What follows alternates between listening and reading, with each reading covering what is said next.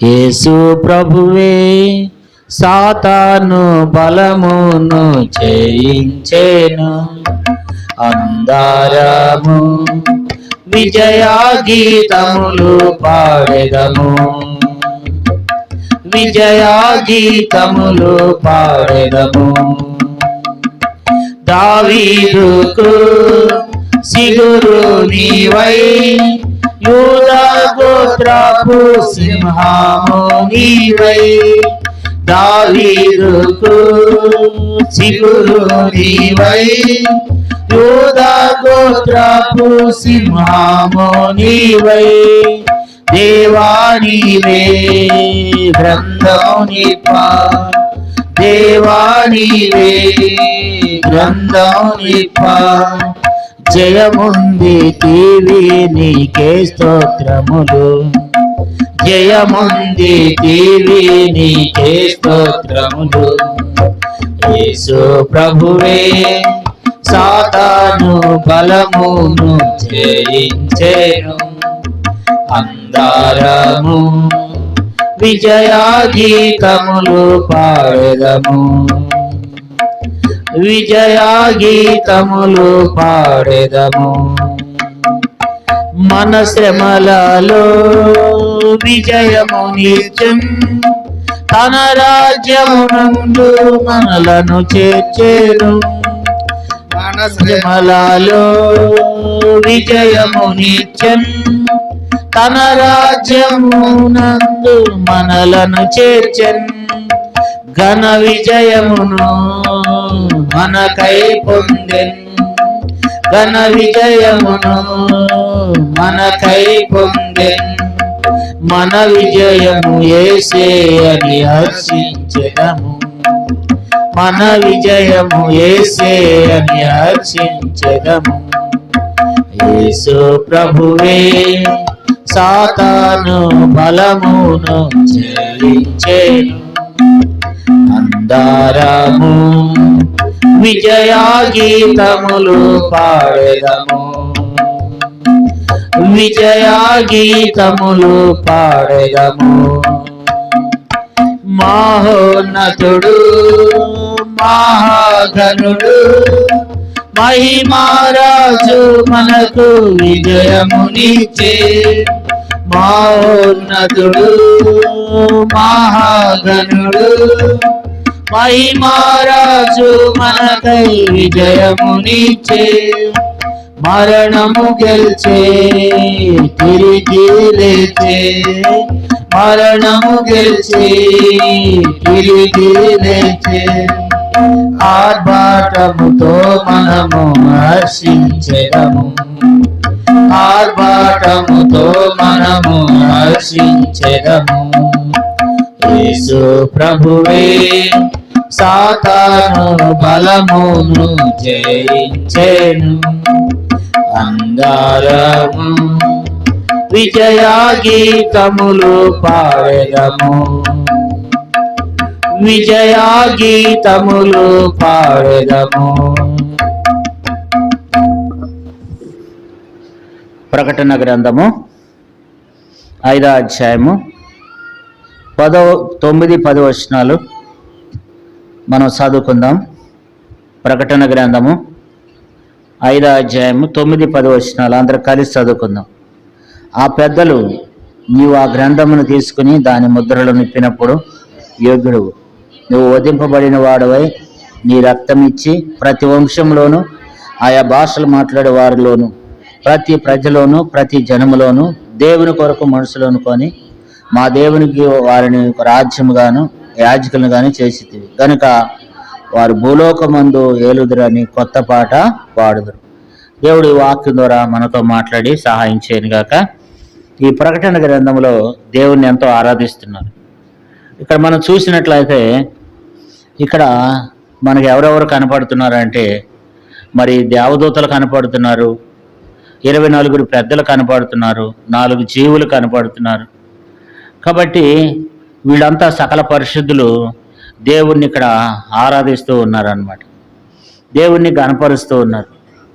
అయితే ఇక్కడ యోహాను గారు మరి ఏం చేస్తూ వచ్చినాడంటే, ఈ ప్రకటన గ్రంథం రాసిన యోహాను ఏం చేశాడంట, ఈ గ్రంథాన్ని అక్కడ ఉన్నటువంటి పరిస్థితులన్నీ దేవుడు ఆయనకు చూపిస్తూ వచ్చినాడు. అయితే అక్కడ ఒక గ్రంథం ఉందంట, పరలోకంలో ఒక గ్రంథం ఉందంట. ఆ గ్రంథం ఎలాంటిదంటే మనం చూసినట్లయితే 5వ అధ్యాయం 1వ వచనం, మరియు లోపటను ఎలపటను రాత కలిగి 7 ముద్రలు గట్టిగా వేసి ఉన్న ఒక గ్రంథము సింహాసనమందు ఆసీనుడైండు అని కుడి చేత చూచితిని. ఇక్కడ ఒక గ్రంథం ఉందంట. ఈ గ్రంథం ఎలా ఉందంటే లోపటను ఎలపటను కూడా రాత కలిగి మరి గట్టిగా 7 ముద్రలు గట్టిగా వేసి ఉన్నటువంటి ఒక గ్రంథమును సింహాసనాసీనుడైన వాని కుడి చేత చూచితిని. దేవుని వాక్యము మరి అక్కడ ఒక గ్రంథం ఉందంట. ఆ గ్రంథము అది చాలా పెద్ద గ్రంథము. అందులో దానికి 7 ముద్రలు వేయబడి ఉన్నాయంట. 7 ముద్రలు వేయబడి ఉన్నాయి. ఆ గ్రంథాన్ని మరి ఎవరు ఇప్పడానికి ఎవరికి అది సాధ్యపడదు. ఎవరు కూడా ఆ గ్రంథాన్ని ఇప్పలేరు. ఆ గ్రంథాన్ని ఇప్పగలిగిన వారు ఎవరు కూడా అక్కడ కనిపించడం లేదంట. కాబట్టి అక్కడ 2వ వచనంలో చూడండి, మరియు దాని ముద్రలు తీసి ఆ గ్రంథము నిప్పుటకు యోగ్యుడైన వాడెవడని బలిష్ఠుడైన ఒక దేవదూత బిగ్గరగా ప్రసరించుట సూచితిని. ఒక దేవదూత చెప్తున్నాడు, మరియు దాని ముద్రలు తీసి ఆ గ్రంథము నిప్పుటకు యోగ్యుడైన వాడెవడని బలిష్ఠుడైన ఒక దేవదూత బిగ్గరగా ప్రసరించుట సూచితిని. ఆ గ్రంథం అంట ఎవ్వరు కూడా ఇప్పడానికి యోగ్యులు ఎవరని చెప్పి బిగ్గరగా ఒక దేవదూత కేకలు వేస్తూ ఉన్నాడంట.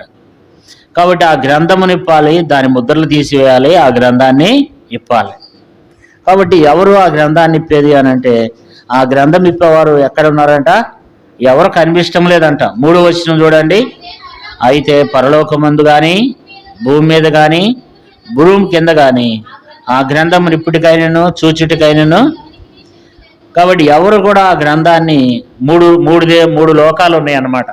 మనం బాగా గుర్తుపెట్టుకోండి. 7 లోకాలు అంటారు కానీ 7 లోకాలని ఎక్కడ బైబిల్లో లేదు. 3 లోకాలు, 3 లోకాలు ఉన్నాయి. ఒకటి పరలోకము, భూలోకము, ఒకటి పాతాళ లోకం. ఈ 3 లోకాల్లో ఎక్కడా కూడా ఈ గ్రంథాన్ని ఇప్పేవారు ఎవరు కూడా కనిపించడం లేదంట. 3 లోకాల్లో భూమి మీద చూస్తే ఎవరు కూడా ఆ గ్రంథాన్ని ఇప్పేవారు లేదు. ఆ గ్రంథాన్ని ఇప్పేవారు కానీ దాన్ని చూచుటికైనను ఎవరికి శక్తి లేదు. భూమి కింద పాతాళంలో కూడా ఎవరు కూడా ఆ గ్రంథాన్ని ఇప్పడానికి కానీ చూచడానికి కానీ ఎవరు కూడా యోగ్యులైన వారు కనబడట్లేదు.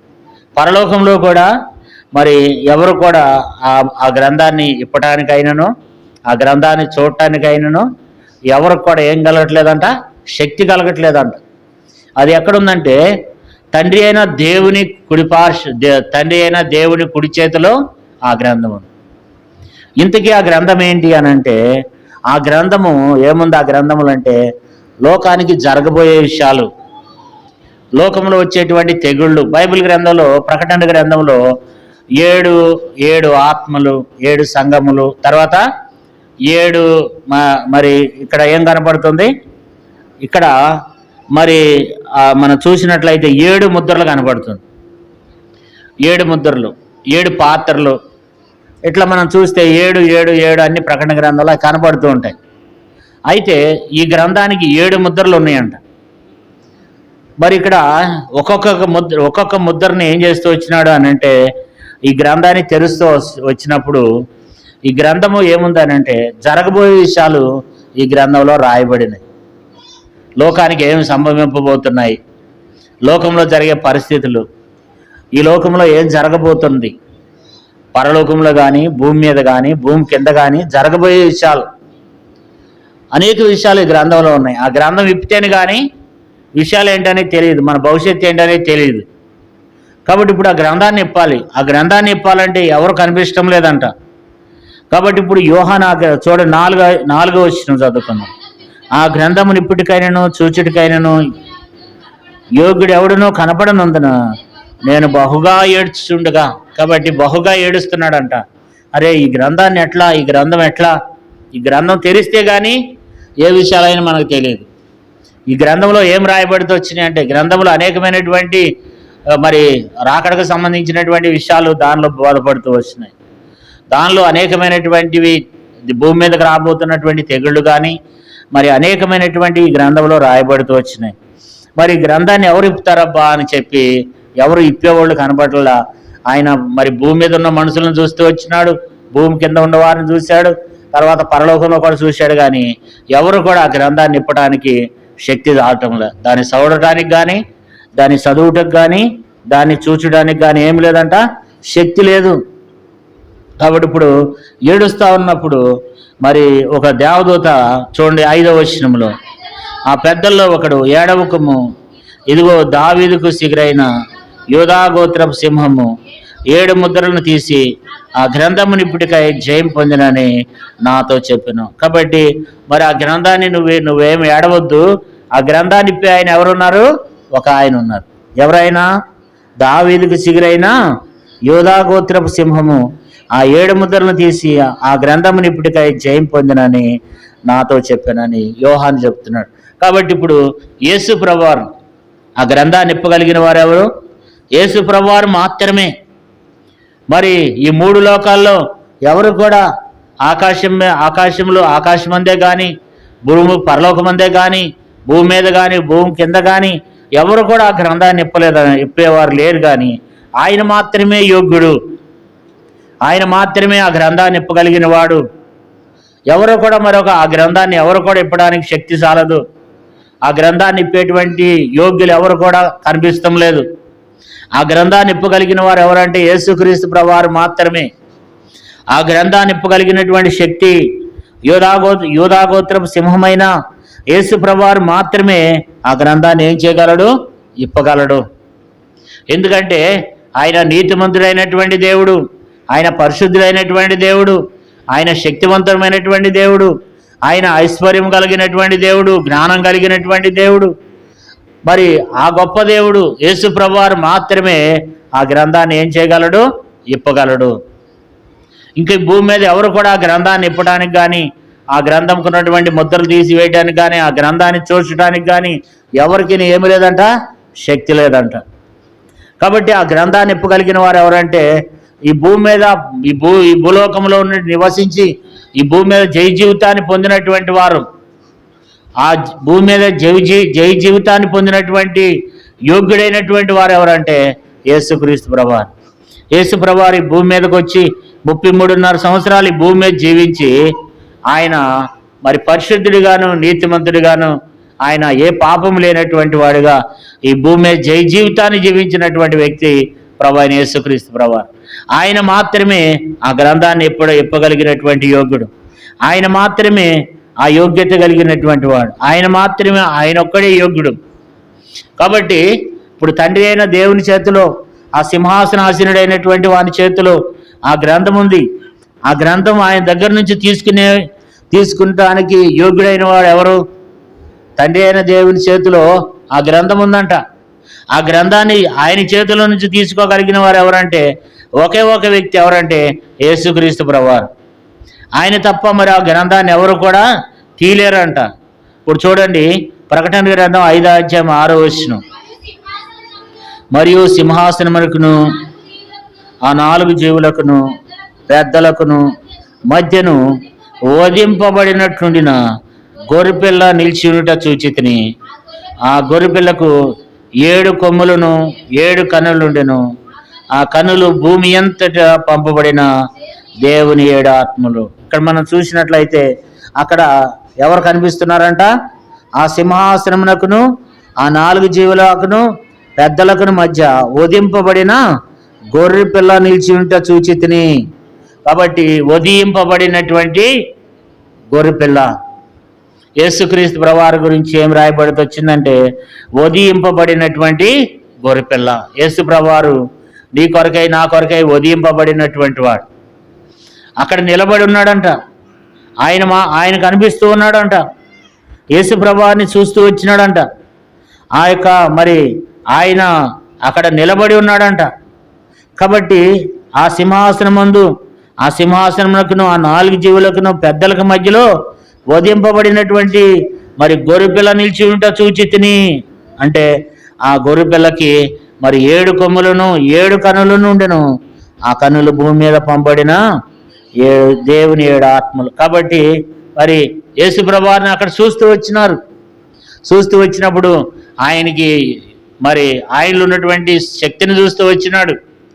అక్కడ ఎవరు కనబడుతున్నారంటే వధింపబడిన గొర్రెపిల్ల. నీ కొరకై నా కొరకై యేసుప్రభువారు ఏం చేయబడుతూ వచ్చినాడంట? వధింపబడుతూ వచ్చినాడు. వదకు తేబడినటువంటి గొర్రె. కాబట్టి ఆ గొర్రెపిల్ల మాత్రమే ఈ గ్రంథాన్ని ఇప్పగలడు. అందరూ ఏం చేయలేరంట?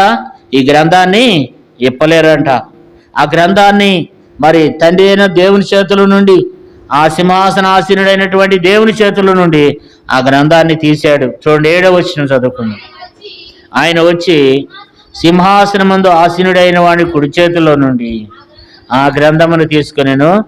ఆయన దాన్ని తీసినప్పుడు ఆ 4 జీవులు వీణలను ధూప ద్రవ్యములతో నిండిన సువర్ణ పాత్రలను పట్టుకుని ఉన్న ఆ 24 పెద్దలు ఆ గొర్రెపిల్ల ఎదుట సాగిలపడి, ఈ పాత్రలు పరిశుద్ధుల ప్రార్థనలు. ఇక్కడ మనం చూసినట్లయితే ఆయన ఎప్పుడైతే ఆ గ్రంథాన్ని తీసినప్పుడంట అక్కడ మరి ఆ 4 జీవులను వీణలు ధూప ద్రవ్యములతో నిండి ఉన్న పాత్రలను పట్టుకుని ఉన్న ఆ 24 పెద్దలను మరి ఆ గొర్రెపిల్ల ఎదుట సాగిలపడితో వచ్చినారంట. మరి వాళ్ళ చేతుల్లో ఒక పాత్రలు ఉన్నాయంట. ధూప ద్రవ్యములతో నిండిన సువర్ణ పాత్రలను పట్టుకుని ఉన్న ఆ 24 పెద్దలను ఆ గొర్రెపిల్ల ఎదుట సాగిలపడింది. ఆ పాత్రలో పరిశుద్ధుల ప్రార్థనలు, మనం చేసే ఆరాధనలు, ఈ భూమి చేసినటువంటి ప్రార్థనలు, ఇవన్నీ కూడా మరి వారి చేతుల్లో ఉన్నట్లుగా మనం చూస్తున్నాం. అక్కడ అందరూ కలిసి ఈ భూమి మీద వారు చేసిన ప్రార్థనలు, ఈ భూమి మీద ఉండి మనం చేసినటువంటి ఆరాధనలు అక్కడ కనబడుతున్నాయి అన్నమాట. తర్వాత వాళ్ళంతా కూడా అక్కడ ప్రతిగానములు చేస్తున్నారు, దేవుణ్ణి ఆరాధిస్తున్నారంట. వారు ఆ 4 జీవులు ఏం చేస్తున్నారంట? వీణలను ధూప ద్రవ్యములతో నిండి ఉన్న సువర్ణ పాత్రను పట్టుకుని ఉన్న అంటే మరి వాళ్ళు అందరూ ఆరాధన చేస్తున్నారు, ఘనపరుస్తున్నారు. అయితే అక్కడ మన ప్రార్థనలు కూడా కనబడుతున్నాయి. అంతక్రితం ఎంతోమంది పరిశుద్ధులైనటువంటి వారి ప్రార్థనలు, వారి దేవుని ఆరాధించినటువంటి ఆరాధనలు అక్కడ కనబడుతున్నాయి. కాబట్టి ఇప్పుడు ఆ గొర్రెపిల్ల ఏం చేస్తూ వచ్చినాడంట? 9, 10 వచనాలు. ఆ పెద్దలు ఆ గ్రంథమును తీసుకుని దాని ముద్రలు ఇప్పుటకు యోగ్యుడవు, నువ్వు వధింపబడిన వాడవై నీ రక్తమిచ్చి ప్రతి వంశంలోను, ఆయా భాషలు మాట్లాడే వారిలోను, ప్రతి ప్రజలోను, ప్రతి జనములోను దేవుని కొరకు మనుషులను కొని మా దేవునికి వారిని ఒక రాజ్యంగాను యాజకులుగాను చేసేటివి కనుక వారు భూలోకమందు ఏలుదురని కొత్త పాట పాడుదురు. కాబట్టి ఇక్కడ వాళ్ళంతా దేవుని గణపరుస్తున్నారు. ఎవరు ఇప్పగలరు అని అంటే అక్కడ అంటున్నారు 10వ వచనంలో ఆ పెద్దలు అంటున్నారు, ఆ గ్రంథం తీసుకుని దాని ముద్రలు నిప్పుటకు యోగ్యుడవు, నువ్వు వధింపబడిన వాడివై నీ రక్తం ఇచ్చి ప్రతి వంశంలోను, ఆయా భాషలు మాట్లాడే వారిలోను, ప్రతి జనములోను, ప్రతి ప్రజలోను, ప్రతి జనములోను దేవుని కొరకు మనుషులను కొని మా దేవునికి వారిని ఒక రాజ్యంగాను యాజకులుగాను చేసేటివి కనుక వారు భూలోకమందు ఏలుదురు, కొత్త పాట పాడుదు. కాబట్టి వారు కొత్త పాట పాడుదురు. కాబట్టి నీ వధింపబడిన వాడవై, కాబట్టి ఇక్కడ మనకు వధింపబడినటువంటి గొర్రెపిల్ల కనబడుతున్నాడు. కాబట్టి యేసు ప్రభువారు ఇక్కడ కనబడుతున్నాడు అన్నమాట. ఇక్కడ వధింపబడినటువంటి ఒక గొర్రెపిల్ల కనపడినట్లుగా మనం చూస్తున్నాం. ఈ గొర్రెపిల్ల ఆరాధనలకు యోగ్యుడైనటువంటి గొర్రెపిల్లగా చూస్తున్నాం. ఈ గొర్రెపిల్లను గురించినటువంటి అనేక విషయాలు ఏమి రాయబడుతూ వచ్చిందంటే మరి అక్కడ మరి ఎంతోమంది ఆరాధిస్తున్నారు, ఎంతోమంది అక్కడ దేవుని స్తుతిస్తూ ఉన్నారు. 11వ వచనం చూడండి. మరియు నేను చూడగా సింహాసనమును, జీవులను, పెద్దలను ఆవరించి ఉన్న అనేక దూతల స్వరం వినబడెను. వారి లెక్క కోట్ల కొలదిగా ఉండెను. కాబట్టి అక్కడ కోట్ల కొలది ప్రజలు ఆరాధిస్తున్నారు. అక్కడ మరి 4 జీవులు, 24 పెద్దలు, 4 జీవులు, కోటాను కోట్ల దేవదూతలు దేవుని ఆరాధిస్తున్నారు. మరి ఆ గొర్రెపిల్ల అలాంటి గొర్రెపిల్ల అంటే వధింపబడిన గొర్రెపిల్ల. 12వ వచనం కూడా చూడండి, వారు వధింపబడిన గొర్రెపిల్ల. కాబట్టి ఇక్కడ వధింపబడిన గొర్రెపిల్ల అనే మాట మనకు కనపడుతుంది. వధింపబడిన గొర్రెపిల్ల నీ కొరకై నా కొరకై మరి యేసు ప్రభువారు ఏం చేయబడుతూ వచ్చినాడంటే వధింపబడ్డాడు. ఈ గొర్రెపిల్ల ఎవరు అని అంటే ఈయన ఎలాంటి గొర్రెపిల్ల అంట? చూడండి, శక్తి కలిగినటువంటి గొర్రెపిల్ల, ఐశ్వర్యం కలిగినటువంటి గొర్రెపిల్ల, జ్ఞానం కలిగినటువంటి గొర్రెపిల్ల, బలం కలిగినటువంటి గొర్రెపిల్ల, ఘనత కలిగినటువంటి గొర్రెపిల్ల, మహిమా స్తోత్రము పొందని అర్హుడైన గొర్రెపిల్ల. కాబట్టి ఎవరు ఈ గొర్రెపిల్ల అంటే, ఈ గొర్రెపిల్ల మరి మనం అనుకున్నట్టు ఇప్పుడు లోకంలో కొంతమంది మతోన్మాదులు అంటూ ఉన్నారు అనమాట. వాళ్ళంతా గొర్రెగాళ్ళు అని అన్నారు. కాబట్టి మరి వాళ్ళ దేవుడు కూడా గొర్రె అని అంటున్నాడు. గొర్రె అంటే మామూలు సాధారణమైనటువంటి గొర్రె కాదు, శక్తివంతమైనటువంటి దేవుడు, శక్తివంతమైనటువంటి ప్రభువు. కాబట్టి ఆ గొర్రెపిల్ల ఎలాంటి గొర్రెపిల్ల అంటే అది 12వ వచనం చూడండి. వారు ఉదయింపబడిన గొర్రెపిల్ల, శక్తి గల గొర్రెపిల్ల, ఐశ్వర్యం గల గొర్రెపిల్ల, జ్ఞానము గల గొర్రెపిల్ల, బలము గల గొర్రెపిల్ల, జ్ఞానము ఘనత కలిగినటువంటి గొర్రెపిల్ల, మహిమయు స్తోత్రమును పొందనర్హుడైన గొప్ప గొర్రెపిల్ల కదా. ఈ గొర్రెపిల్ల ఎలాంటి గొర్రెపిల్ల అంటే ఇది ఎలాంటి మహిమ స్తోత్రమును పొందనర్హుడైన గొర్రెపిల్ల. ఆరాధించాలి, ఎవరైనా ఆరాధించాలి భూమి మీద అంటే ఆయన మాత్రమే అర్హుడు అనమాట. ఆయన మాత్రమే ఆరాధనలకు యోగ్యుడు, ఆయన మాత్రమే ఆరాధించాలి, ఆయన మాత్రమే మనం స్తుతించే వారమై ఉండాలి. కాబట్టి అందుకని వాళ్ళంతా కూడా దేవుని ఆరాధిస్తున్నారు, దేవుని మహింపరుస్తూ ఉన్నారు. మనం చూడండి 4వ అధ్యాయం ప్రకటన గ్రంథం 4వ వచనం. ప్రకటన 4:4. సింహాసనం చుట్టూ 24 సింహాసనం నుండెను, ఆ సింహాసనం యందు 24 పెద్దలను తెల్లని వస్త్రము ధరించుకుని తమ తలల మీద సువర్ణ కిరీటములు పెట్టుకుని వారై కూర్చుండిరి. ఆ సింహాసనములో నుండి మెరుపులను, ధ్వనులను, ఉరుములను బయలువేరుస్తున్నవి.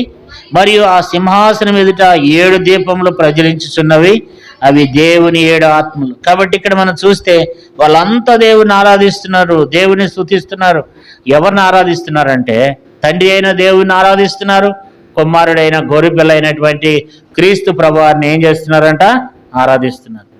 కాబట్టి ఈ గొర్రెపిల్ల నీ కొరకై నా కొరకై ఉదయింపబడినటువంటి గొర్రెపిల్ల ఒక సామాన్యమైనటువంటి గొర్రెపిల్ల కాదు, ఒక మన వంటి నార్మల్ గొర్రెపిల్ల కాదు, లేకపోతే అందరి దేవుళ్ళ లాంటి గొర్రెపిల్ల కాదు. ఈ గొర్రెపిల్ల ఎలాంటి గొర్రెపిల్ల అంటే ఆ గ్రంథం ఇప్పగలిగినటువంటి యోగ్యుడైనటువంటి గొర్రెపిల్ల. కాబట్టి ఈ గొర్రెపిల్ల ఎలాంటి గొర్రెపిల్ల అంటే మరి శక్తి కలిగినటువంటి గొర్రెపిల్ల, ఐశ్వర్యం కలిగినటువంటి గొర్రెపిల్ల, కాబట్టి జ్ఞానం కలిగినటువంటి గొర్రెపిల్ల, ఘనత మహిమ ప్రభావాలు పొందగలిగినటువంటి, స్తోత్రములు పొందగలిగినటువంటి ఈ గొర్రెపిల్ల. కాబట్టి అలాంటి గొప్ప దేవుడు నీ కోసం నా కొరకే మనందరి కొరకు ఆయన ఏమైపోతూ వచ్చినాడు? ఆయన మనందరి కొరకు శ్రమ పడటానికి ఇష్టపడ్డాడు, మనందరి కొరకు చనిపోవడానికి ఇష్టపడినటువంటి దేవుడు. కాబట్టి ఆ దేవుని మనం ఆరాధించాలి. పరలోకములు ఆరాధిస్తున్నారు, భూమి మీద కూడా మనం ఏం చేయాలి? ఆరాధించాలి. చూడండి 13వ అధ్యాయం 13వ వచనం, 5వ అధ్యాయం ప్రకటన గ్రంథం 5వ అధ్యాయం 13వ వచనం. అంతటా పరలోకమందును భూలోకమందును భూమి కిందను సముద్రములోను ఉన్న ప్రతి సృష్టము అనగా వాటిలో ఉన్న సర్వమును సింహాసనాసీనుడైన వానికి గొర్రెపిల్లకును స్తోత్రమును ఘనతయు ప్రభావములు. కాబట్టి ఇక్కడ మనం చూసినట్లయితే ఇక్కడ మనకి ఏం కనపడుతుంది? తండ్రి సింహాసనాసీనుడైన వానికి గొర్రెపిల్లకును స్తోత్రము ఘనతయు మహిమయు ప్రభావములు యుగయుగములు కలుగునుగా కానీ చెప్పుట వింటిని. కాబట్టి ఇక్కడ వాళ్ళందరూ ఏం చేస్తున్నారంట? ఎవరెవరిని ఆరాధిస్తున్నారు? సింహాసనాసీనుడైనటువంటి తండ్రి అయిన దేవుణ్ణి, గొర్రెపిల్లను ఏం చేస్తున్నారు? వారు ఆరాధన చేస్తున్నారు, యేసు ప్రభువుని ఆరాధన చేస్తున్నారు. తండ్రి అయిన దేవుని సింహాసనమందు ఆసీనుడైనటువంటి దేవుణ్ణి ఆరాధిస్తున్నారు. వారు సాగిలపడుతున్నారు. 14వ వచనం చదువుకుందాం.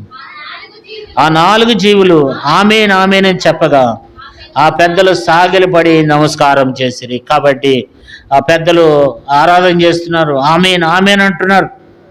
కాబట్టి సాగిలపడి వారు ఏం చేస్తున్నారంటే దేవుని స్తుతిస్తున్నారు. అయ్యా నువ్వు మాత్రమే యోగ్యుడు, సాతాను నుంచి విడిపించగలిగినటువంటి యోగ్యుడు, దావీదుకి సిగురైనటువంటి నువ్వు మాత్రమే యోగ్యుడు, నువ్వు ఆ గ్రంథాన్ని ఇప్పడానికి యోగ్యుడైనటువంటి దేవుడు అని చెప్పి వాళ్ళు ఆరాధన చేస్తున్నారు. మరి ఇంతకీ మరి ఆ గ్రంథాన్ని ఏం చేస్తూ వచ్చినాడు? ఆయన ఇప్పుతూ వచ్చినాడు. మనం చూసినట్లయితే ఆరాధ్యం మొదటి వచనం నుండి మనం చదువుకున్నట్లయితే ఇంకా ఒక్కొక్క గ్రంథాన్ని ఆయన ఇప్పుతూ ఉంటాడనమాట. అక్కడ 7 ముద్రలు ఉన్నాయి అన్నమాట. ఆ గ్రంథానికి ఒక్కొక్క ముద్ర ఇప్పినప్పుడు ఒక్కొక్క విషయం బయలుపడింది, ఒక్కొక్క రహస్యం బయలుపడద్దు అనమాట. మీరు ఇంటికి వెళ్ళి చదువుకోనండి. ప్రకటన గ్రంథం 6వ అధ్యాయం నుండి మీరు చదువుకున్నట్లయితే ఒక్కొక్క ముద్ర ఆయన ఇప్పుతూ ఉంటాడు. ఒక్కొక్క ముద్ర ఇప్పినప్పుడు భూమి మీదకి ఒక్కొక్క రకమైన తెగుళ్ళు, ఒక్కొక్క పరిస్థితి, భూమి మీద జరగబోయే విషయాలు, పరలోకమందు కానీ భూమి మీద కానీ భూమి క్రింద కానీ జరగబోయే విషయాలు అక్కడ మనకు కనబడుతూ ఉంటాయి. కాబట్టి అక్కడ వాళ్ళు మరి గొర్రెపిల్లను ఆరాధిస్తున్నారు. ఎలాంటి ఆ గొర్రెపిల్లను ఎందుకు ఆరాధిస్తున్నారంటే, ఇప్పుడు ఆ గొర్రెపిల్ల చేసినటువంటి త్యాగం ఏంటంటే 9వ వచనంలో చదువుకుందాం. 5వ అధ్యాయం 9వ వచనం. ఆ పెద్దలు, నువ్వు ఆ గ్రంథమును తీసుకుని దాని ముద్రను ఇప్పుటకు యోగ్యుడువు, నువ్వు వధింపబడిన వాడవై నీ రక్తం ఇచ్చి ప్రతి వంశంలోనూ ఆయా భాషలు మాట్లాడే వారిలోనూ ప్రతి ప్రజల్లోనూ ప్రతి జనములోనూ దేవుని కొరకు మనుషులను కొని మా దేవునికి వారిని ఒక రాజ్యముగాను యాజకులు గాని చేసితివి కనుక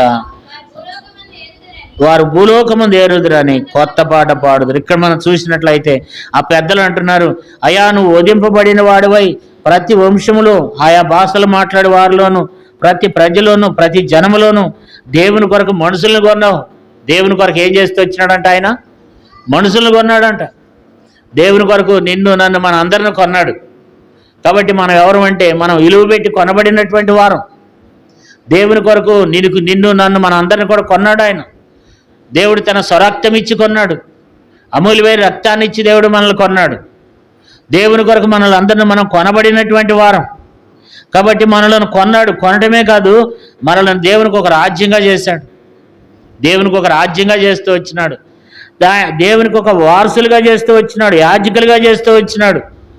దేవునికి మనం ఎవరమంటే ఇక్కడ ఏం రాయబడుతూ వచ్చిందంటే, దేవుని కొరకు మనుషులు కొని దేవునికి వారిని ఒక రాజ్యంగాను యాజకులుగాను చేస్తూ వచ్చినాడు. కాబట్టి నిలబడి నేను కూర్చున్న నీవు మనల్ని దేవుడు ఏం చేస్తూ వచ్చినాడు? దేవుని కొరకు ఒక రాజ్యమును, దేవునికి ఒక యాజకులను దేవుడు యేసుప్రభువు వారు మనల్ని తయారు చేస్తూ వచ్చినాడు. మనల్ని సంపాదించాడు ఈ భూమి మీద. కాబట్టి ఆయన రక్తంతో సంపాదింపబడిన కొనబడినటువంటి నీవు మనం ఒక రాజ్యంగా, మరి తండ్రి అయిన దేవునికి మనల్ని ఒక రాజ్యంగాను యాజకులుగాను మనం చేస్తూ వచ్చినాడు. మనం భూమి మీద ఏం చేయాలి? కొత్త పాట పాడాలి, దేవుని ఆరాధించాలి, దేవుని మహింపరచాలి, దేవుని స్తుతిస్తూ రావాలి. కాబట్టి పరలోకంలో కూడా వాళ్ళు ఏం చేస్తున్నారంటే దేవుణ్ణి ఆరాధిస్తున్నారు, దేవుణ్ణి స్తుతిస్తున్నారు. కాబట్టి ఈ గొర్రెపిల్ల దేవుణ్ణి ఎంతగానో ఈ భూమి మీద ఈ గొర్రెపిల్ల అంటే వదకు తేబడినటువంటి గొర్రెపిల్ల కదా. మనం చూసినట్లయితే యెషయా గ్రంథము 53వ అధ్యాయము, యెషయా గ్రంథము 53వ అధ్యాయము ఎలాంటి గొర్రెపిల్ల అంట? యెషయా గ్రంథం 53వ అధ్యాయము 6వ వచనం. మనందరము గొర్రెల వలె త్రోవ తప్పితిమి, మనలో ప్రతివాడును తనకిష్టమైన త్రోవకు తొలగెను. యెహోవా మనందరి దోషమును అతని మీద మోపెను. అతడు దౌర్జన్యము నొందెను, బాధింపబడినను అతడు నోరు తెరవలేదు. వదకు తేబడి గొర్రెపిల్లయు బొత్తు కత్తిరించు అని ఎదుట గొర్రెపిల్లయు మౌనంగుండునట్లు అతడు నోరు తెరవలేదు. ఇక్కడ మనం చూసినట్లయితే మనందరం ఏమైపోతూ వచ్చినామంట? గొర్రెల వలె త్రోవ తప్పిపోయినాం. గొర్రెల వలె త్రోవ తప్పిపోయి మనలో ప్రతివారు కూడా తమకు ఇష్టమైన త్రోవలో మనం వెళుతున్నప్పుడు దేవుడు ఆ దోషాన్ని తన కుమారుడైన గొర్రెపిల్ల మీద వేస్తున్నాడు. మరి అంతేకాదు, మరి ఆయన వదకు తేబడిన గొర్రెపిల్ల మరి బొచ్చు కత్తిరించమని ఎదుట గొర్రెపిల్ల మౌనంగా ఉన్నట్లు ఆయన నోరు తెరవలేదంట. కాబట్టి మరి యేసుక్రీస్తు ప్రభువారు ఈ భూమి మీదకి వచ్చినాడు. ఈ భూమి మీదకి వచ్చి ఈ భూమి మీద ఎన్నో రకాలైనటువంటి బాధలు పడినటువంటి గొర్రెపిల్లగా మనం చూస్తున్నాం. మరి ఇదే అధ్యాయంలో యెషయా గ్రంథం 53వ అధ్యాయం 2వ వచనంలో మరి ఎండిన భూమిలో లేత మొక్క వలె మన ఎదుట పెరిగినటువంటి గొర్రెపిల్లగా మనం చూస్తున్నాం. ఈ గొర్రెపిల్లకి ఏమి లేదంట? స్వరూపమైన సొగసైన లేదంట. మనం అతన్ని చూసి అపేక్షించినట్లుగా ఈ గొర్రెపిల్లకి ఏమి లేదంట? స్వరూపం లేదు. ఈ గొర్రెపిల్ల తునీకరింపబడిన గొర్రెపిల్ల, మనుషుల వలన విసర్జింపబడిన గొర్రెపిల్ల, వ్యసనాకాంతుడిగా ఉన్నటువంటి గొర్రెపిల్ల, వ్యాధిని అనుభవించినటువంటి గొర్రెపిల్లగాను, మనుషులు చూడనొల్లని వాడిగా చేయబడినటువంటి గొర్రెపిల్లగాను, తునీకరింపబడిన గొర్రెపిల్లగా మనం చూస్తున్నాం. ఈ గొర్రెపిల్ల ఎన్నిక లేనటువంటి గొర్రెపిల్లగా చూస్తున్నాం కదా. కాబట్టి మన రోగములు భరించినటువంటి గొర్రెపిల్లగా, మన వ్యసనములను భరించినటువంటి గొర్రెపిల్లగా, మన కొరకు మొత్తపడిన గొర్రెపిల్లగా, మన కొరకు బాధింపబడినటువంటి గొర్రెపిల్లగా, మన కొరకు శ్రమ నొందినటువంటి గొర్రెపిల్లగా మనం చూస్తున్నాం. మన అతిక్రమల నిమిత్తం గాయపరచబడినటువంటి గొర్రెపిల్లగా, మన దోషములు బట్టి నలగొట్టబడినటువంటి గొర్రెపిల్లగా, మన సమాధానార్థమైన శిక్షను భరించినటువంటి గొర్రెపిల్లగా, ఆయన ఎన్నో దెబ్బలు తిన్నటువంటి గొర్రెపిల్లగా మనం చూస్తున్నాం. కాబట్టి 7వ వచనం చూడండి, అతడు దౌర్జన్యం నొందినటువంటి గొర్రెపిల్ల. కాబట్టి యేసుప్రభువు ఎలాంటి పరిస్థితి వచ్చినాడంటే ఆయన దౌర్జన్యం నొందినటువంటి గొర్రెపిల్లగా చూస్తున్నాం, బాధింపబడిన గొర్రెపిల్లగా చూస్తున్నాం, బాధిస్తున్నప్పటికీ నోరు తెరవని గొర్రెపిల్లగా చూస్తున్నాం. కాబట్టి వదకు తేబడినటువంటి గొర్రెపిల్లగా, మౌనంగా ఉన్నటువంటి గొర్రెపిల్లగా చూస్తున్నాం, అన్యాయ తీర్పు నొందినటువంటి గొర్రెపిల్లగా చూస్తున్నాం.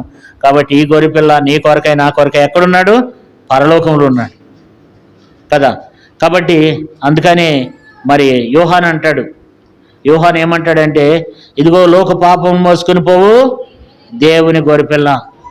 కాబట్టి లోక పాపం మోసుకుని పోతూ ఈ లోకంలో మరి మన పాపాలు మోయడానికి వచ్చినాడు, మన శాపాలు భరించడానికి వచ్చినాడు.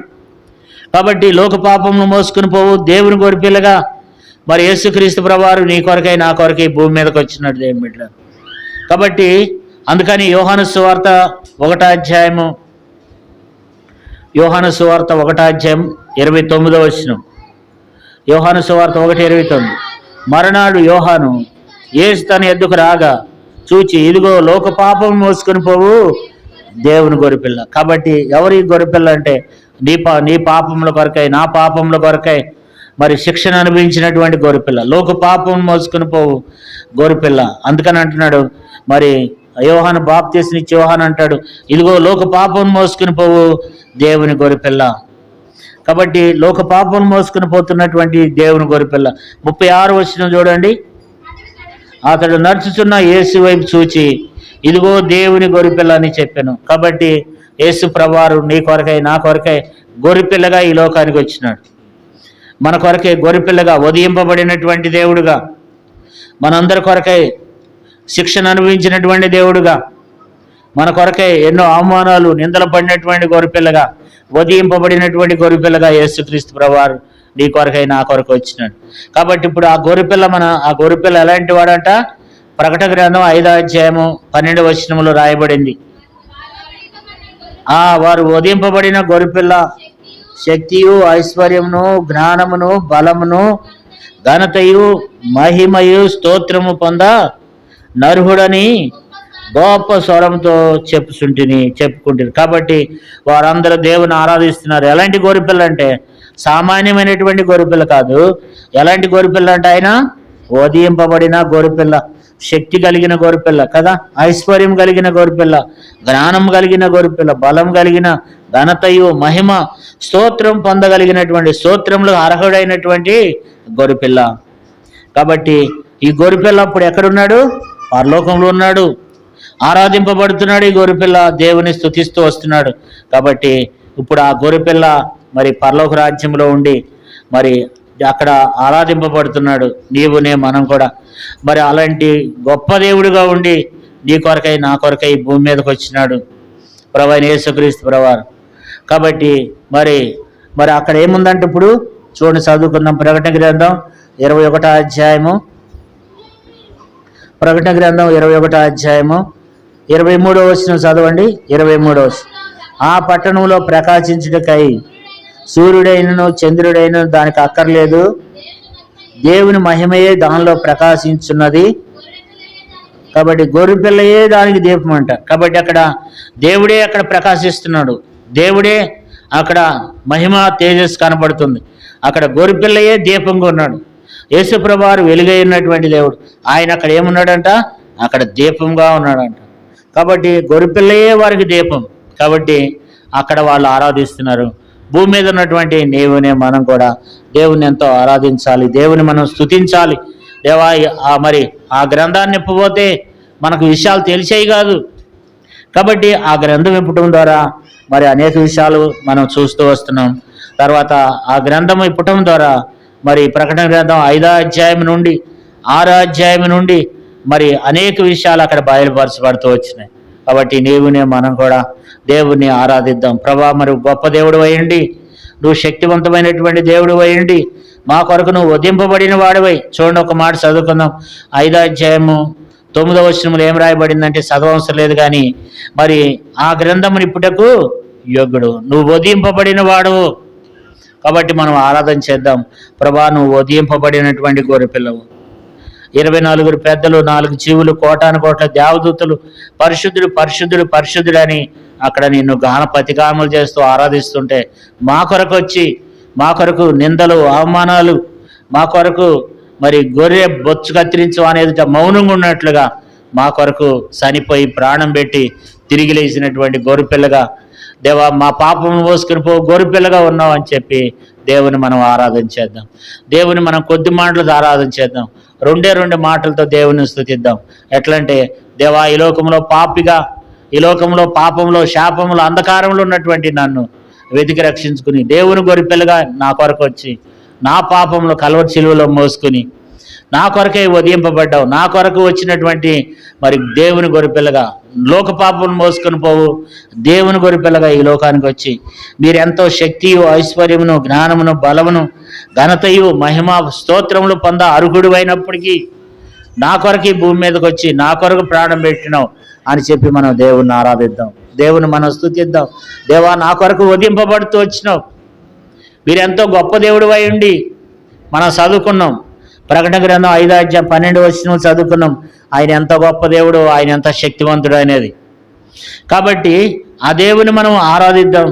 ఆ దేవుడు ఎంతో గొప్ప దేవుడు అయ్యిండు కూడా ఆయన నీ కొరకై నా కొరకై గొర్రెపిల్లగా ఈ లోకానికి వచ్చాడు, తునీకరింపబడ్డాడు, సొగసైన స్వరూపమై లేనివాడుగా చేయబడుతూ వచ్చినాడు, చూడనొల్లని వాడుగా చేయబడుతూ వచ్చినాడు. కాబట్టి దేవుని మనము ఆరాధన చేద్దాం. ప్రభా, నా కొరకై, నా పాపముల కొరకై, లోక పాపములు మోసుకుని పోవు దేవుని గొర్రెపిల్లగా ఈ లోకానికి వచ్చి నా కొరకై వధింపబడి నా కొరకై తిరిగి లేచినామని చెప్పి మనం దేవుని కొద్ది మాటలతో దేవుని మనం ఆరాధించి దేవుని మనం స్తుతిద్దాం.